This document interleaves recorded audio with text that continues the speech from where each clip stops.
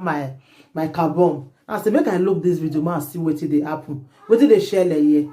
As I see the video, I shocked her lies, like seriously. I shocked her lies. When I guess who I see for the video, I see one of our fellow YouTuber, her name is Natasha. You know, when I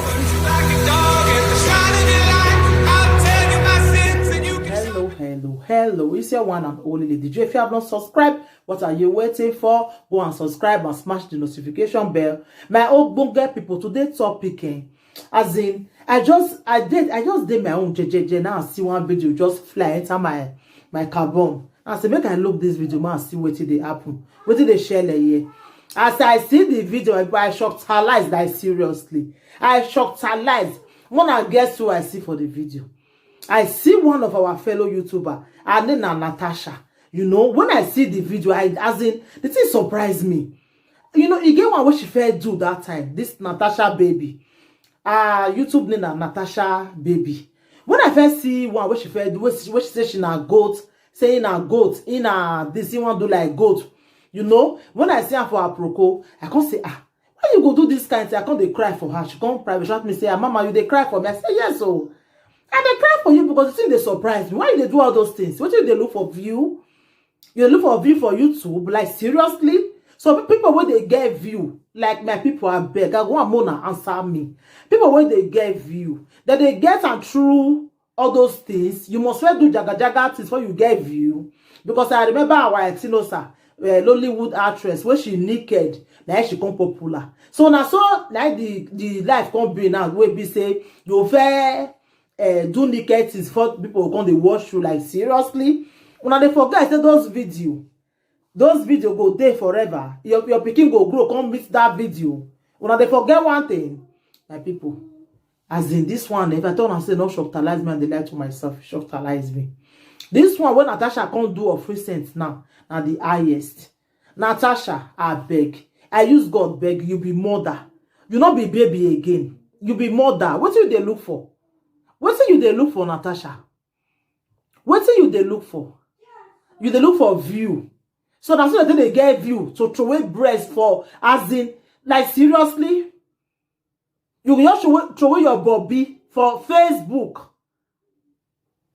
As in, okay, if your baby papa can't see all those things, I would just say it go the reason you. No family to talk to you again, I've been waiting. No sister. Your mother, you know, say this video, they go the whole world. People will come, they laugh your family, say, see what you not picking they do for Europe. As in, I know that. What's it come over you?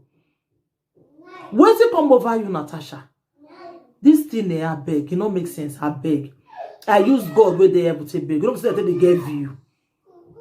You must not do all those ones to take get view.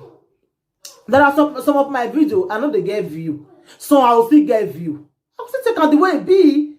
I can't go the naked because I want get view. Like seriously? Does it mean say I will continue to the naked for them? How long you want to do all those things? Natasha, please, this thing is not good. You are a mother, you are not a baby. Stop doing all those things. It's not good at all. It's not good at all. You have to stop it, please. You have to stop it. You are not a baby now. You are not a baby. Please. Please, you are a mother. You go to wear breast. Begin they use now they touch your makeups for Facebook. They will they touch them. Say you want to make it bring water. What do you want bring water? What do you want to show them for Facebook? What do you want to show them? What do they play for you, Natasha? What do they play? I don't understand. Person open YouTube again, now crazy they say they get view. You must feel naked for people. Me say get view. I don't understand. I beg. My people, I beg. I go like more comment for this comment section. When I me ask Natasha, say, must you naked to take get view? Or must you go touch your makeups for Facebook? Throw away your breast. Or because you want get view? Me, I don't understand. This one where you do, Natasha, are the highest. The one where you able to do that, they make they cry. This one are the highest, I beg. I need to do this video, I beg. Not take a personal, I beg. It's one advice. You get mother.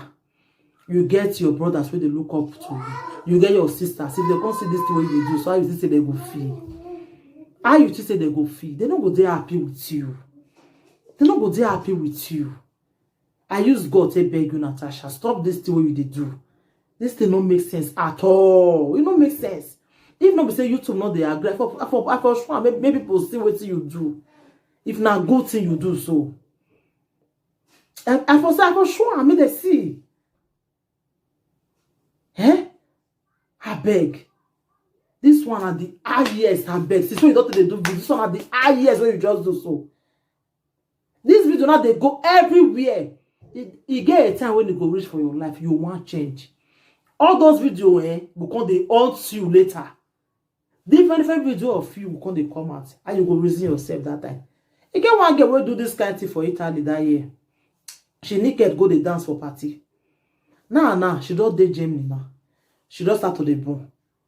If you offend anybody, that video now will still come out again for Facebook. I see on that day. They gonna see the share. She need as if she pull everywhere, but be everything day ground. You do say for a man, you but say I beg innocent.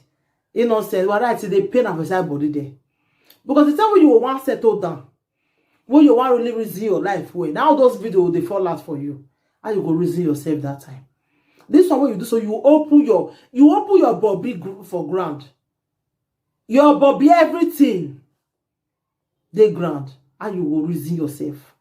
How you go reason what you do so? How you go take advice your daughter for this one what you they do so? How you go take advice her?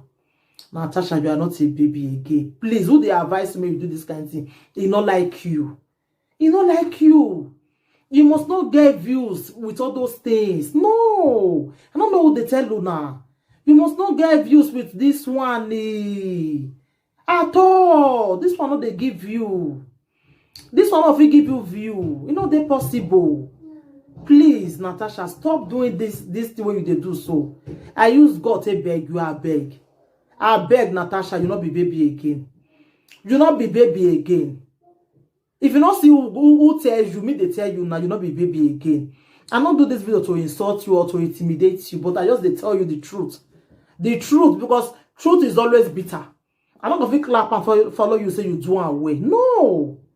This one not just good. This last one where you do so. Again, one way they say university do that day. They say, I said whether or not your mark can call you, I don't know who call you, now you can't stop. You smoke it go for this one, I'll be waiting. Because we don't know what it make you now. Just sit down because I look as not be your clear eye. I bet we go carry you go meet TB Joshua now. I bet we go carry you go meet Mercy and make them pray for you. This one, no, it don't make sense, eh? I just tell you the real truth, eh? I beg. Stop this thing. This thing don't make sense. I beg. You must not get views with all those ones. Who tell you that you must naked before you get view?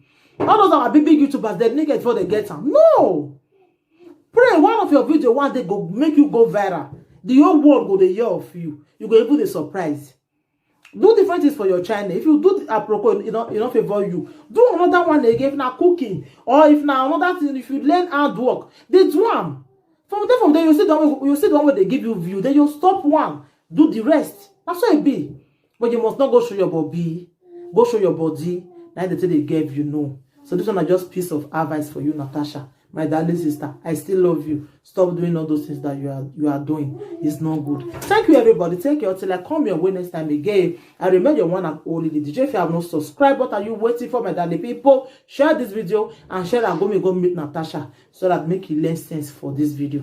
Thank you and bye. So anything you think about this video, if what I talk and where you can leave your comment too. If you disagree with me, you can still leave your comment. Everybody must not like what you are doing, but the truth have to be said. Thank you and bye.